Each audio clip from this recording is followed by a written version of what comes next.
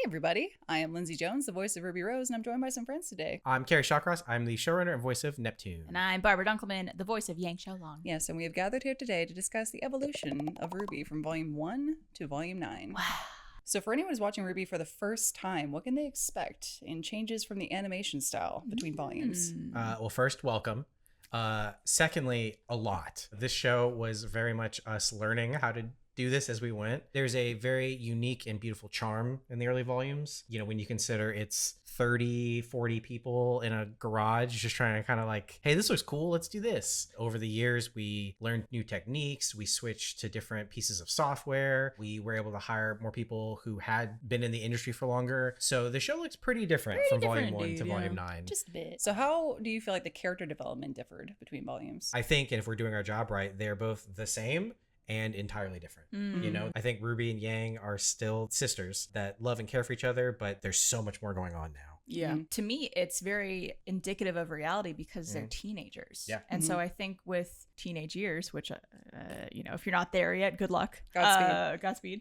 But you learn a lot about yourself, you know, who you are as a person, what you want out of life, your personality, your sexuality, like everything about you. A lot of that gets developed in those years. Yeah. And so that's kind of reflective of the characters we see in the show, where they're learning about who they are. And very much like how life works. I think the characters have kept a lot of their same like moral compasses, a lot of the same values, which you will do as you grow up as well. But some of their goals like are either they reach them in very different ways, or it's expressed in very different ways than they expected. Like I think about the scene when all the four Ruby girls went on a mission with Oobleck, and Yang's like, oh, I want to see the world. I want all these adventures. Like, well, you did, but it might have been a little bit more complex, and there's more happening here than just this idea of like a whimsical, fantastical adventure. Same with Ruby. She's like, I want to be a huntress just like the ones in the books, and she saw it in this very positive, bright light, and it's like, well, that's actually very complicated, and it's going to leave you completely changed as a person. You think you know what you want, and then you find out what it's like, and it's like, oh, do I actually want this or not? And maybe you did.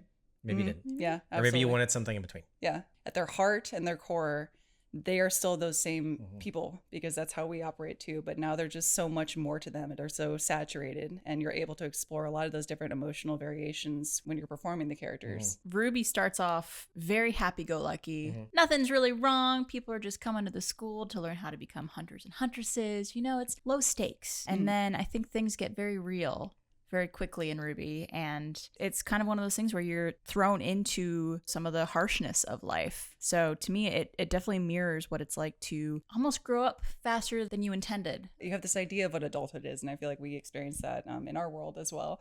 You know, you go to school, you're going to graduate, you try and figure out what your career path is like, and then you are blindsided by all these complex emotions and situations, and that's only hit tenfold in a fantastical world where there are literal monsters that you're fighting.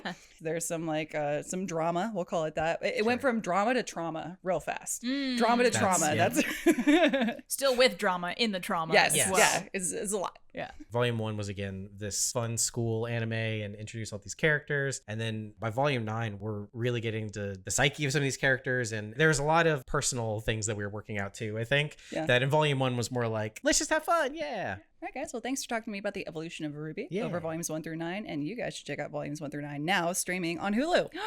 Right? Who knew it would be on Hulu? Hulu! Yeah. Go watch, please. Yes, please.